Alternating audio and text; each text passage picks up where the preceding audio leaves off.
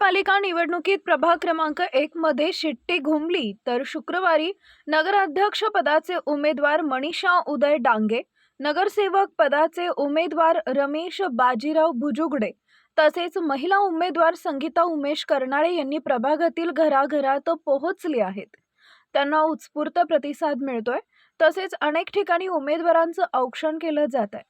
ज्येष्ठ नेते रामचंद्र डांगे तात्या हेही प्रचार फेरीत सोबत असल्यानं शिट्टीची जादू निवडणुकीत दिसणार आहे। डांगे परिवारावर आमचं प्रेम आहे असं मत जनतेतून यायला लागलंय। यापूर्वी रमेश भुजुगडे यांनी प्रभागात केलेले सामाजिक काम जनतेला माहीत आहेच। तसेच उमेश कर्नाळे हे सर्वसामान्य लोकांच्या सुखदुःखात सहभागी असतात। तसेच अनेकांची अडचण दूर करत सातत्यानं सामाजिक कार्यात सक्रिय असतात।